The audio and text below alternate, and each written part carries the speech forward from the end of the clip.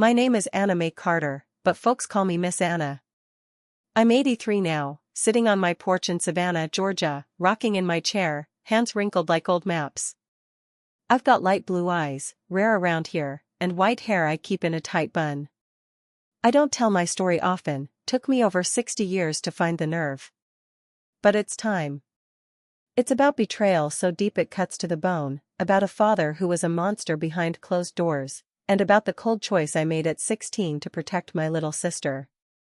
If you're listening, stick around. This ain't easy to tell, but it's worth hearing. I was born in Pineville, Alabama, back when electricity was a luxury. Our town was small, the kind where everyone knew your business but kept their mouths shut. My father, Henry Carter, ran Carter's General Store, selling everything from flour to kerosene. To the town, he was Mr. Henry, charming, church-going, always ready to help. At home, he was something else. A man whose smile hid a darkness that still makes my skin crawl. I was 12 when it started. Just a kid with messy braids, helping at the store after school. One evening, the store was quiet, close to customers. I was behind the counter, counting the day's money, pencil shaking in my hand. Henry sat in his creaky chair, watching me. "Come here, Anna," he said, voice too soft, patting his leg. "Sit with your daddy." I thought it was odd, I wasn't a baby anymore, but I obeyed. Disobeying meant a belt or worse. When I sat, his hands didn't stay still. They moved over my dress, up my arms, then places no father should touch. I froze, heart pounding like it had burst. His breath stank of whiskey. "This is our secret," he whispered, grip tightening. "Tell anyone, and your mama's gonna die from the shame." "You want that on you?" I didn't understand what was happening, just that it was wrong. When he let me go, I ran home, locked myself in the bathroom, and scrubbed my skin raw, trying to wash away the filth I felt. That was the beginning. It didn't stop. He'd find ways to get me alone, in the store's back room, late at night when Mama was doped up on her pills. She had what they called nervous spells, but now I know it was depression, drowning her in a fog. She'd lie in bed, staring at nothing, while I took care of my sisters, Clara and Lily. Clara was 2 years younger, quiet, with eyes that always looked scared. Lily, 7 years younger, was our sunshine, all giggles and chatter. I swore I'd keep her that way. I tried telling Mama once, on a day she seemed clearer. I was 13, trembling in the kitchen. "Mama, Daddy's doing things to me." "Bad things." Her face twisted, like she was fighting something inside. Then she snapped, "Don't lie, Anna. Your father's a good man. We're lucky." She grabbed her pills and turned away. That was the last time I tried. I learned quick, no one was coming to save us. By 14, I knew Clara was a target too. I saw it in her face one day, coming back from the store, empty eyes, red from crying. I hugged her, and she broke down. We didn't need words. From then on, we had a system. A glance meant he's in a mood. I'm helping Mama meant stay with Lily. We'd do anything to keep Lily safe, to keep her from knowing the hell we lived in. Our house was behind the store, plain but better than most. 2 bedrooms, wooden floors that creaked. Mama's room was always dark, curtains drawn. Clara, Lily, and I shared the other, our beds pushed close. The store's smell, coffee, sugar, kerosene, clung to everything. I hated it. Still do. Henry was tall, broad, with slicked back hair and a mustache he'd stroke when he was thinking. In public, he was all smiles, tipping his hat, donating to the church. At home, his footsteps were a warning. Good days, we tiptoed. Bad days, we hid. Mama was beautiful once, with blue eyes like mine. But life wore her down. She'd make chess pie on her good days, the smell filling the house. I loved scraping the pan. After she got worse, I couldn't eat it anymore. She'd look at us sometimes, like she knew but couldn't face it. "Your father's a good man," she'd say, voice hollow. I think she believed it because she had to. No money, no family, 3 girls, where could she go? School was my escape, but Henry didn't like it. Too much learning spoils a girl, he'd say. I went enough to read and write, but he pulled me out to work the store. I got good with numbers, handling customers, weighing goods. That's where I met Mr. Ellis, an old bookkeeper who came monthly. He saw the bruises, the shadows under my eyes, but never asked. Just taught me how to keep the books. I didn't know then those lessons would be my weapon. The abuse got worse. Touches turned to things I can't say out loud. Henry didn't just want my body, he wanted my fear. You're mine, he'd hiss, pinning me in the store's back room. I'd float away in my mind, imagining I was somewhere else. Clara and I got better at hiding, but we couldn't always. When I was 15, we planned to run. We saved nickels, packed clothes, aimed for Aunt Rose in Montgomery. But Henry found our bundles. The beating was brutal, belt, then broom handle. My chin still scarred from his ring. Clara got it worse. Mama had a breakdown, hospitalized for weeks. After that, Henry watched us like a hawk. Try that again, and you're dead, he said. I believed him. Then came the night that changed everything. I was 16, washing dishes with Clara. Lily, 7, was asleep. Henry wasn't in his usual spot by the radio. My gut screamed. I dropped the plate and ran to our room. There he was, at the door, staring at Lily's bed with that look, the one I knew too well. My blood turned to ice. Not her. Not Lily. Daddy! I shouted. He spun, caught off guard, then grabbed my arm, dragging me to the kitchen. Clara froze, dish towel in hand. Spying on me? He snarled. Leave her alone, I begged. She's a child. He laughed, cold and sharp. Who's gonna stop me? You? Your doped up mama? The police? Tell Mr. Henry, the man who feeds this town, hurts his girls. See who they believe. He leaned close, breath hot. I'll start with her tomorrow. Then you too. Accidents happen, Anna. Houses burn.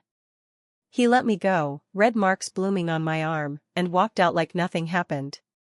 Clara and I finished the dishes in silence, but inside, I was done. That night, lying awake, Lily's soft breaths beside me, I made a choice. It wasn't hot anger, it was cold, like steel.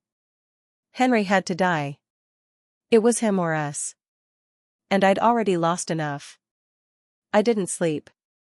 My mind churned, piecing together what I knew. Henry wasn't just a monster at home. He was crooked in business, too. I'd seen it in the books Mr. Ellis taught me to keep. 2 sets, one for show, one real. He was cheating someone dangerous, Jack Sullivan, a loan shark who supplied the store. Jack wasn't the type to forgive. I'd heard whispers, men who crossed him disappeared, stores burned, families vanished. If Jack found out Henry was skimming, lying about sales, hiding money, well, I wouldn't need to pull a trigger. Jack would do it for me. That's where my plan started. Not a childish dream of running, but a calculated move. I was 16, scared, but I had my sisters to protect. And I had the books. I'd make Jack Sullivan see the truth. Let him bring the justice I couldn't. It was risky. If it failed, we'd all pay. But as I lay there, Clara's eyes meeting mine in the dark, I knew we had no other way out. That night, with Lily sleeping between us, I whispered to Clara in the dark. I've got a plan. Her eyes, wide and wary, locked on mine. She didn't ask what it was, she knew better than to talk where walls had ears.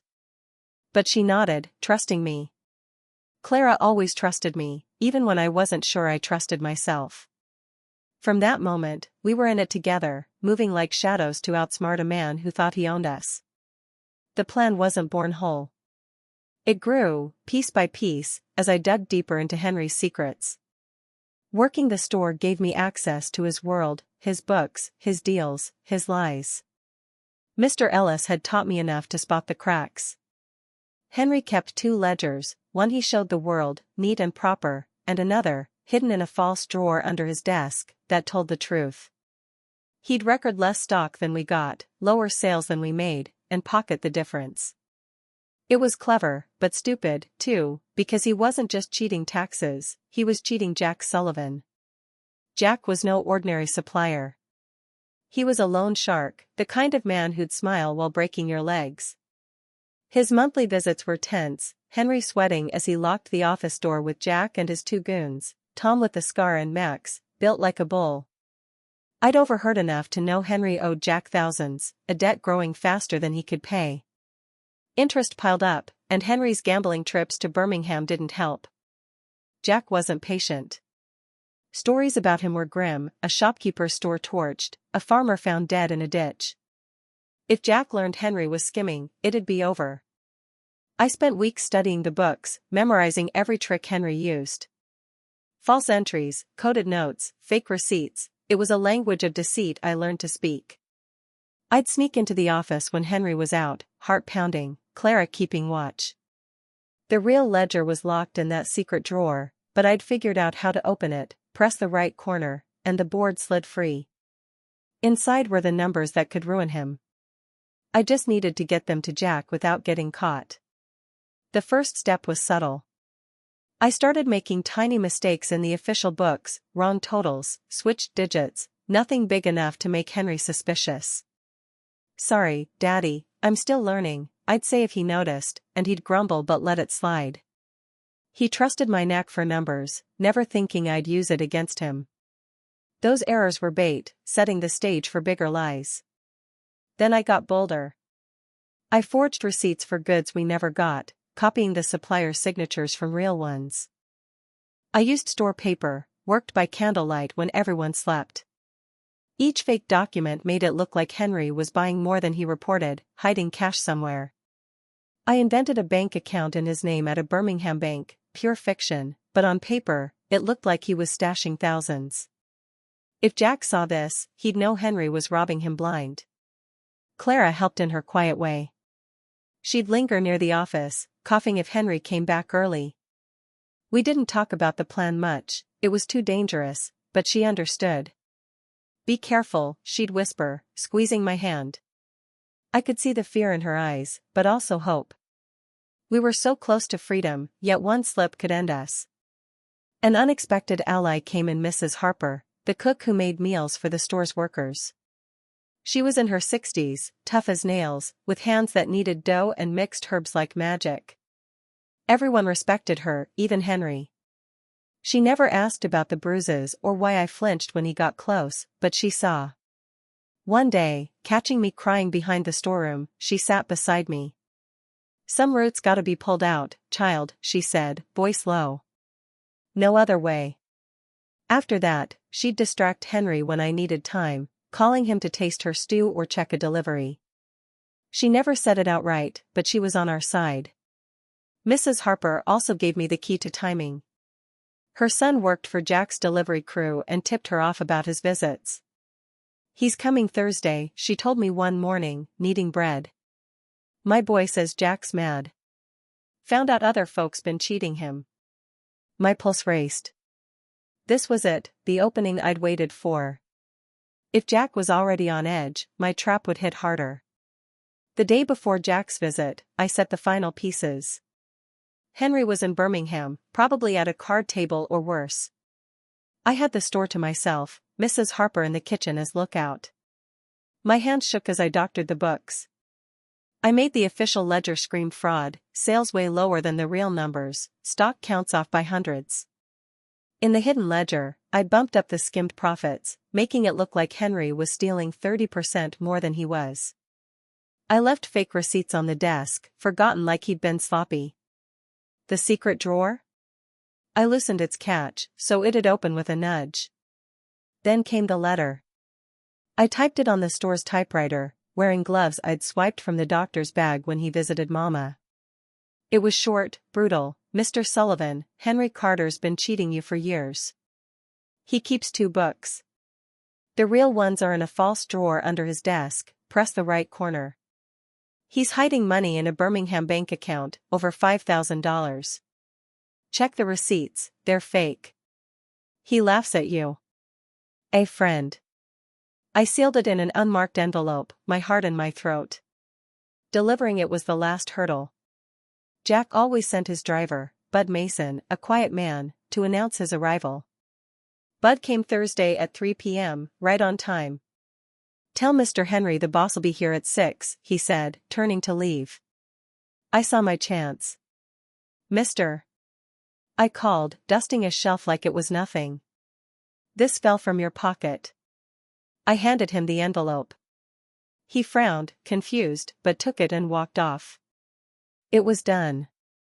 The letter number was in Jack's hands now.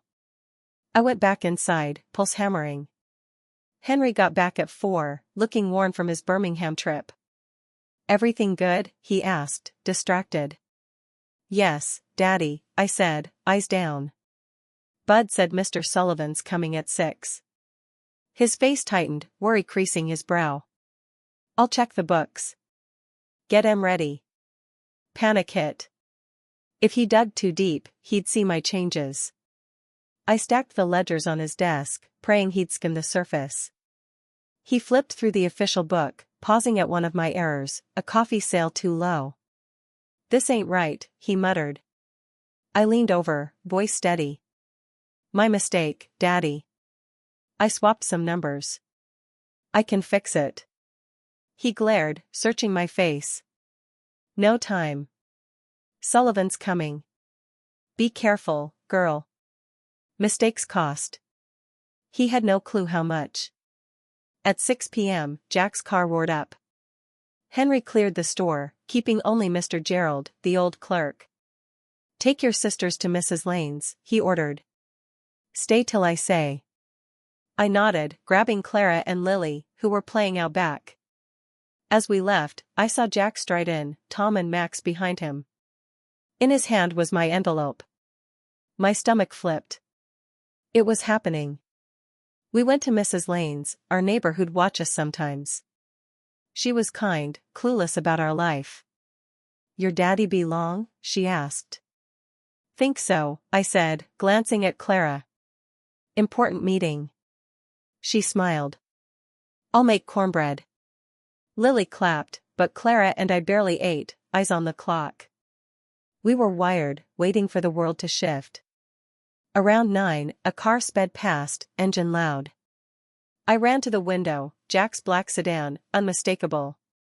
We're going home, Mrs. Lane, I said, grabbing our things. She protested. Your daddy didn't call.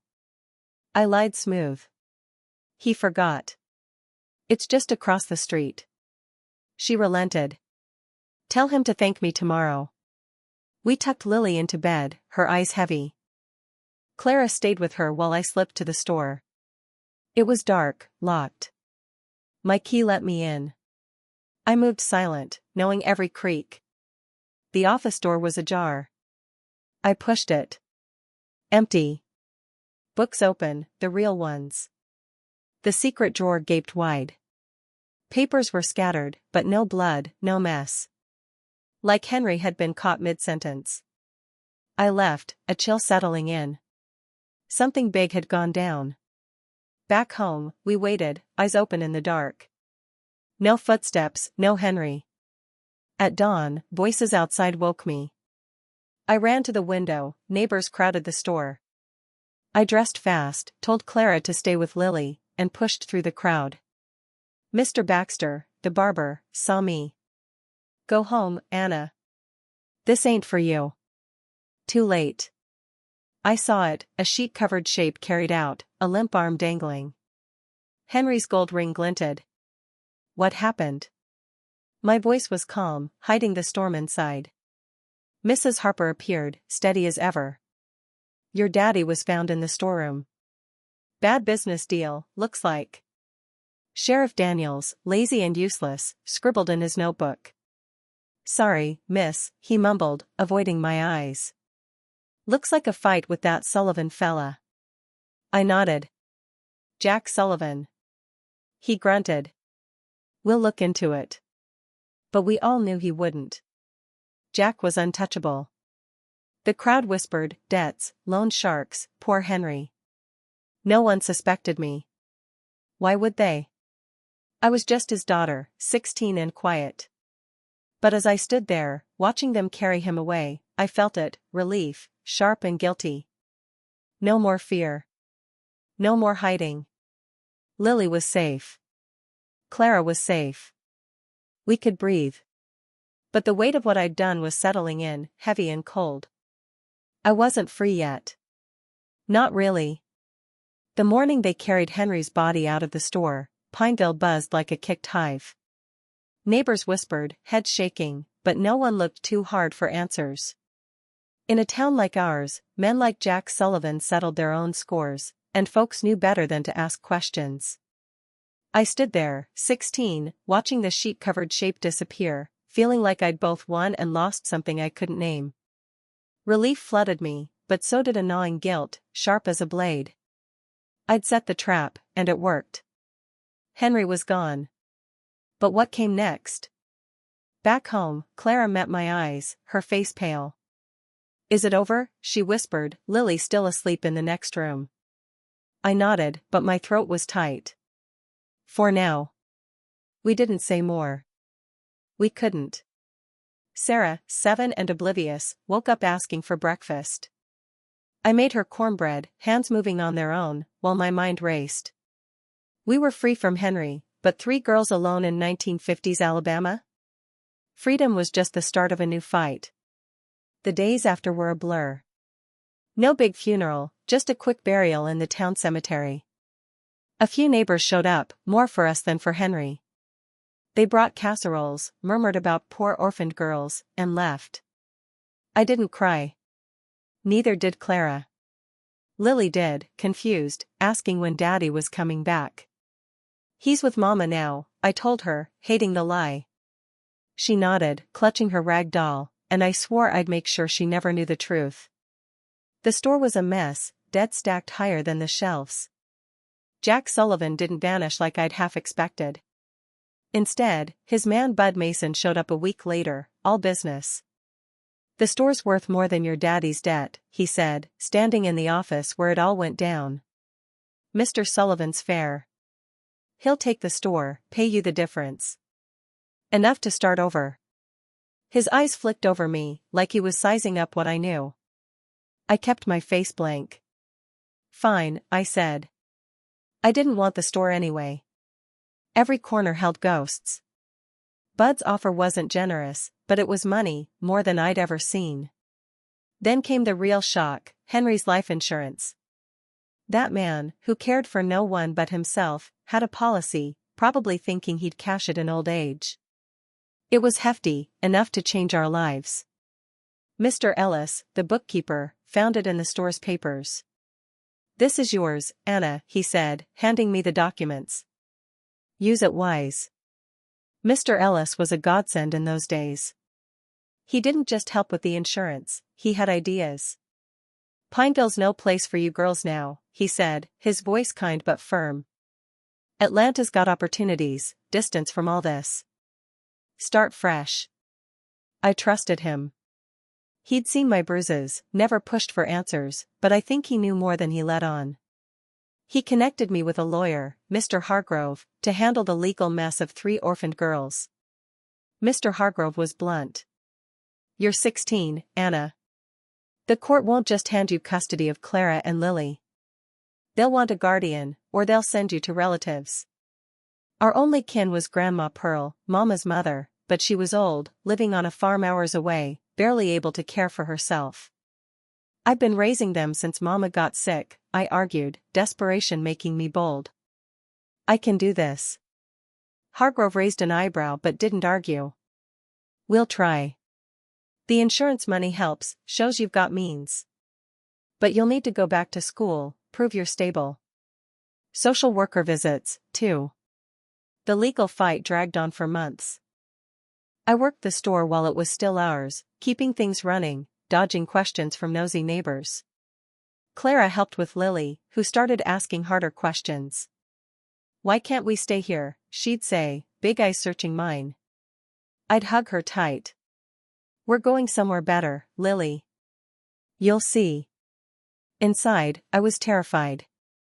If the court split us up, everything I'd done would be for nothing. Hargrove worked miracles. He got neighbors to vouch for me, Mrs. Harper, Mrs. Lane, even the schoolteacher who'd ignored my cries for help years ago. They all said I was mature, capable. The insurance money sealed it. After 3 months, the judge gave me temporary custody, with conditions, school for me, regular check-ins. It wasn't perfect, but it was ours. We were together. In August 1958, we left Pineville. 3 suitcases, a bus ticket to Atlanta, and a knot in my stomach. Lily thought it was an adventure, bouncing in her seat. Clara stared out the window, quiet but hopeful. I clutched the insurance papers, counting every dollar in my head. Atlanta was loud, fast, nothing like Pineville's dirt roads. We rented a small house in the West End, 2 bedrooms, a tiny kitchen, no ghosts. To us, it was everything. Mr. Hargrove's contacts got me a job as an office assistant at a small accounting firm. The boss, Mr. Wallace, didn't care that I was 16, only that I could balance books faster than his older clerks. Never seen a kid your age with a head for numbers like that, he said, impressed. I didn't tell him I'd learned it to survive. The pay was enough for basics, and with the insurance money in the bank, we weren't starving. I enrolled Clara and Lily in school, and myself in night classes. I'd promised the judge, but more than that, I wanted it, something Henry couldn't take. Night school was where I met David. He was 25, a volunteer math teacher, skinny with glasses and a smile that didn't demand anything. I was wary, keeping my distance. Men weren't safe, not in my world. But David was different. He'd explain equations patiently, never raising his voice, even when I struggled. You're quick, Anna, he'd say, no pity, just respect. Slowly, I let him in.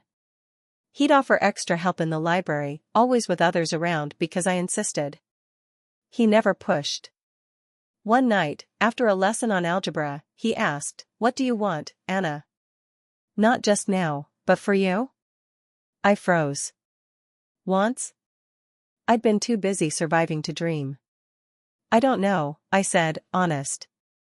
Haven't had time. He didn't press, just handed me a book, not math, but a novel. For when you're ready to think about it, he said. That was David, gentle, steady, nothing like the men I'd known. Life in Atlanta wasn't easy, but it was ours. Clara started smiling more, her shoulders less hunched. Lily made friends, her laughter filling the house. I worked, studied, kept us fed. But the past wasn't gone. Nightmares woke me, Henry's voice in my head, "You're mine." I'd see that sheet-covered arm, the ring glinting, and wonder if I was a monster, too. Guilt and relief fought inside me, neither winning. I'd check on my sisters, sleeping safe, and tell myself it was worth it. At work, I noticed things.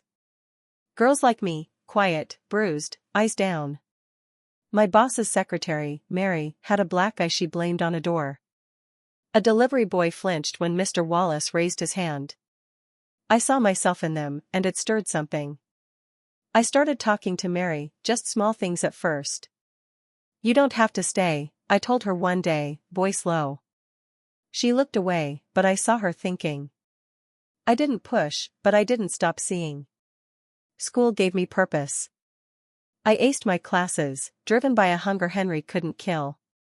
David's books, stories of far-off places, people who fought and won, lit something in me. "You could be a teacher," he said one night, walking me home.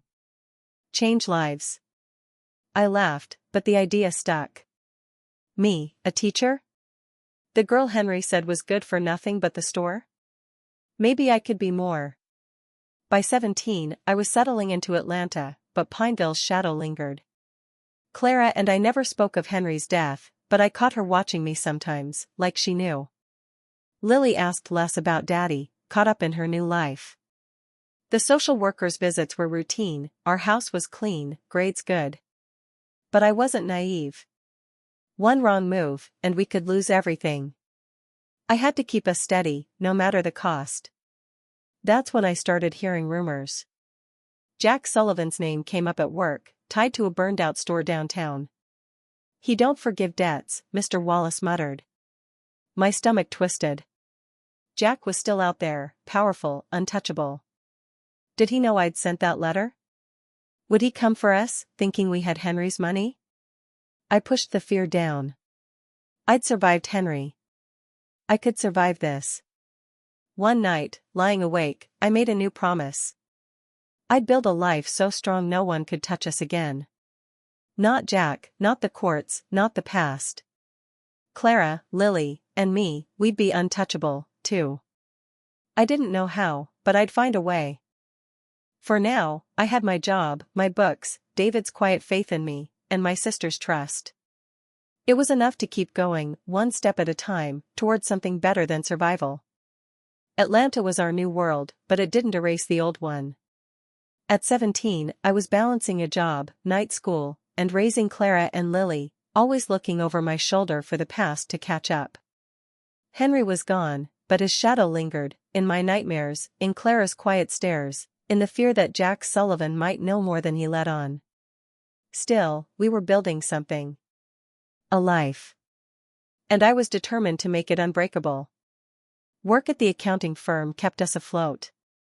Mr. Wallace, my boss, leaned on me more as I proved myself. "You're sharper than half my clerks," he'd say, tossing me extra ledgers. The pay wasn't much, but with the insurance money tucked away, we didn't go hungry. Clara and Lily were settling in, Clara's grades climbed, and Lily's chatter filled our little house with light. Night school was my lifeline. I devoured every lesson, chasing the future Henry said I'd never have. David was a steady presence. He'd walk me home after classes, talking about his dreams of opening a school. "You'd be good at it, Anna," he'd say. "Teaching kids, giving them what you didn't get."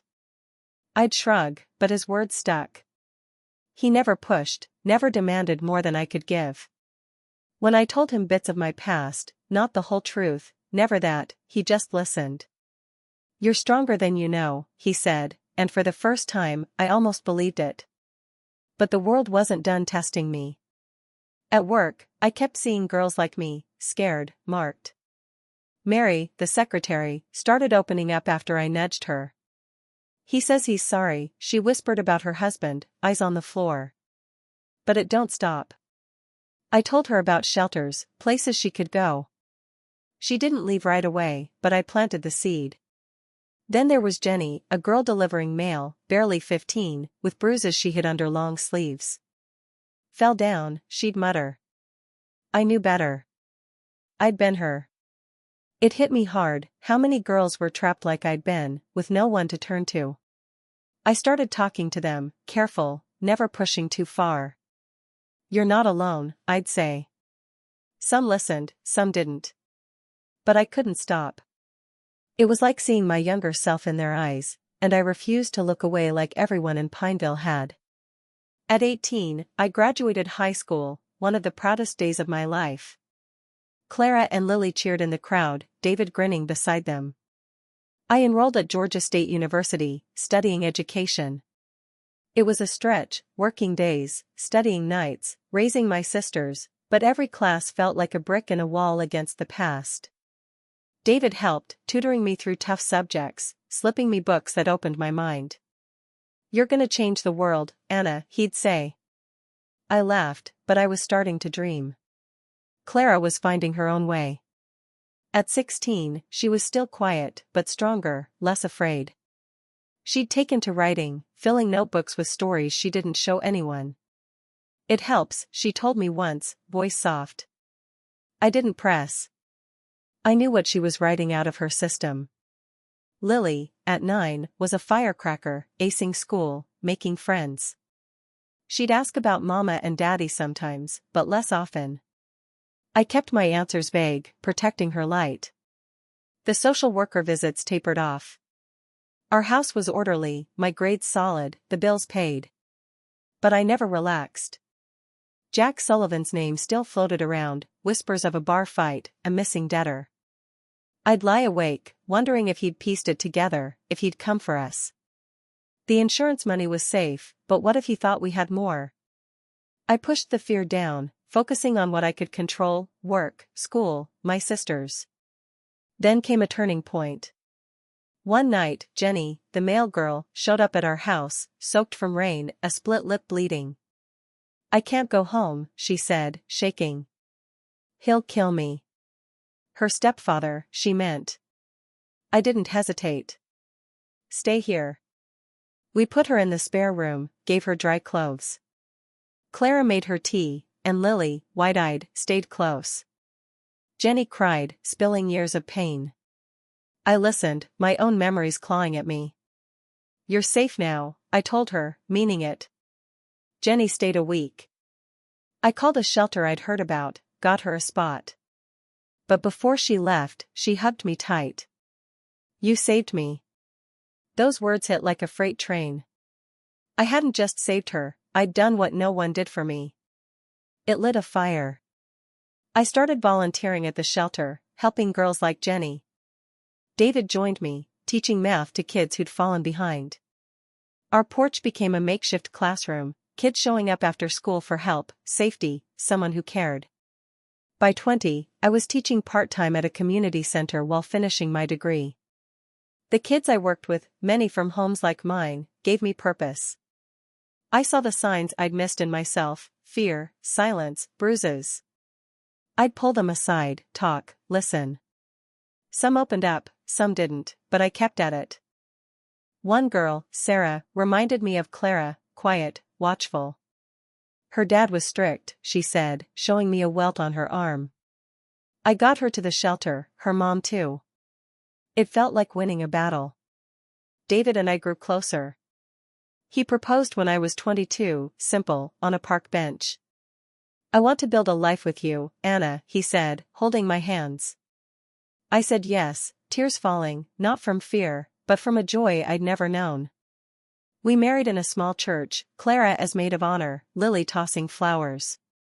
Our first adopted daughter, Emily, came soon after, a 4-year-old whose parents died in a crash. She called me Mama, and my heart cracked open in a new way. The shelter work grew. Our house wasn't enough for the girls showing up, some running from men like Henry. In 1975, David and I used our savings to buy a bigger place, turning it into the Hope Haven Center. It started small, beds for 10 girls, a counselor we begged to volunteer. But it was ours. A place where girls could breathe, heal, learn they weren't alone. We took in our second daughter, Rachel, a 10-year-old left on our doorstep, her mother too scared to fight her abuser. She became family. Clara found her calling in writing, publishing poems under a pen name. "It's how I make sense of it," she told me, her eyes clear. She never asked about Henry's death, but I felt her knowing. Lily, at 17, was studying to be a kindergarten teacher. "I want to keep kids safe," she said, fierce. I nodded, proud, but ached. She'd never know how hard we fought to keep her safe. The past wasn't done with me, though. In 1980, I got a letter from Pineville. Mrs. Harper, old but sharp, wrote, "Heard Jack Sullivan's in jail. Thought you'd want to know." My hand shook. Jail didn't mean safe. Did he talk? Did he suspect? I burned the letter, told David nothing.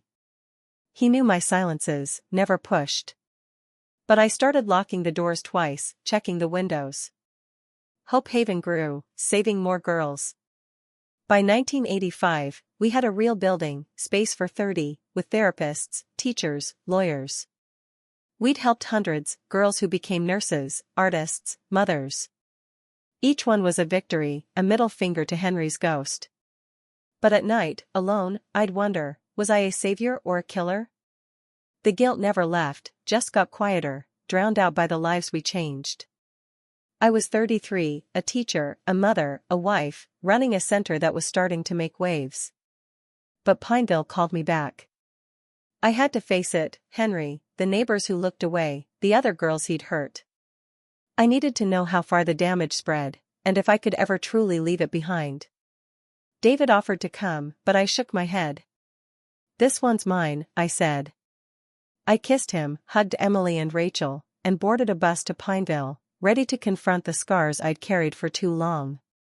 The bus to Pineville felt like a time machine, pulling me back to a place I'd fought to forget. I was 38, a teacher, a mother, the head of Hope Haven Center, but as the miles ticked by, I was 16 again, scared, plotting, carrying a secret that could ruin me. David had kissed me goodbye at the station, his eyes worried but trusting. "Come back whole," he said. I nodded, but I wasn't sure I could. Pineville held the roots of my pain, and I needed to face them, to see if I'd truly escaped or just built a life on sand. Pineville had changed. The dirt roads of my childhood were paved, the sleepy town now humming with factories and new shops. The general store where Henry ruled was gone, replaced by a hardware chain. I stepped off the bus, heart pounding, and headed to the cemetery first. Henry's grave was simple, name, dates, no epitaph. I stood there, expecting anger or tears, but felt nothing. Just quiet. Like closing a door I'd left cracked open too long. "You don't own me anymore," I whispered, and walked away. Next, I visited Mrs. Lane, our old neighbor, now in her 80s, frail but sharp. She hugged me, tears in her eyes. "Look at you, Anna, all grown and fancy." Over coffee, she confessed what I'd suspected. "I heard things at night, screams, cries. Saw your bruises.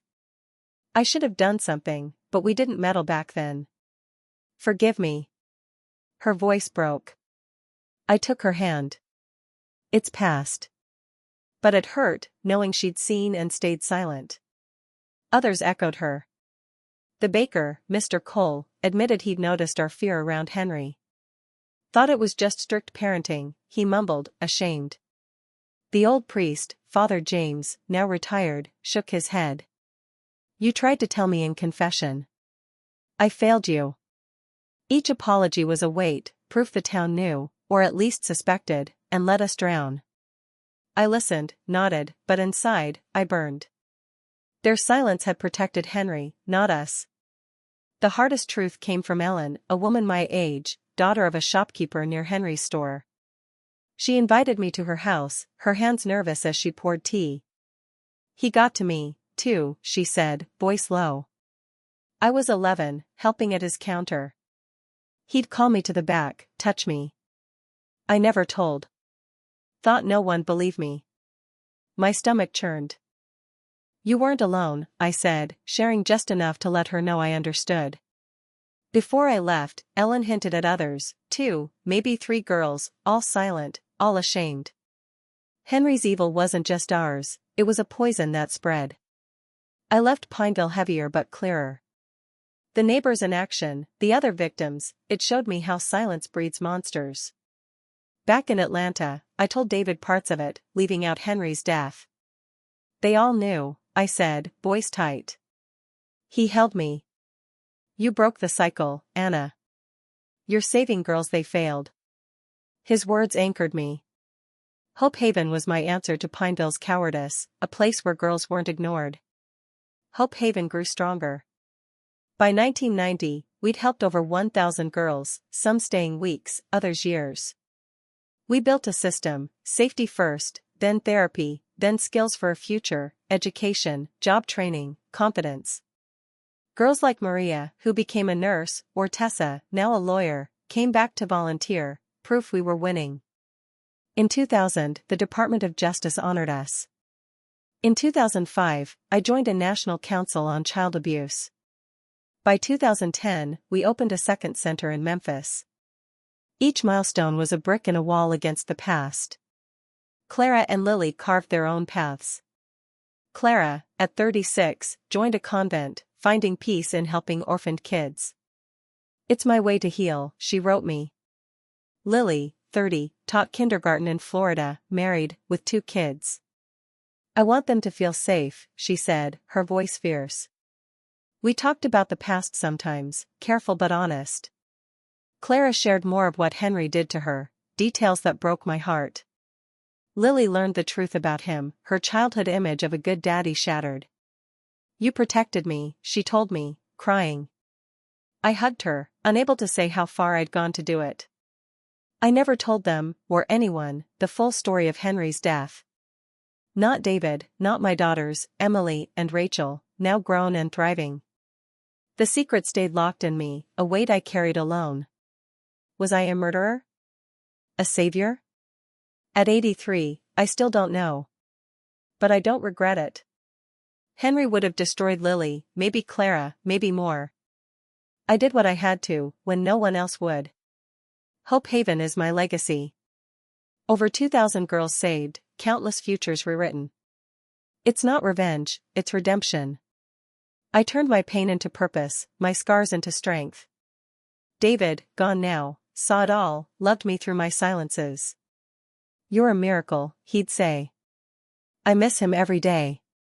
To the women listening, hear this: if you're trapped, there's help. Hotlines, shelters, people who'll believe you. If you see a child hurting, sudden fear, bruises, silence, don't look away. Speak. Act. One voice can stop years of pain. I'm proof you can survive, rebuild, thrive. My name's Anna Mae Carter, Miss Anna to most. I was a scared girl in Pineville, but I became a woman who fought back. My story's not just pain, it's triumph. And if it helps one girl know she's not alone, it's worth every word.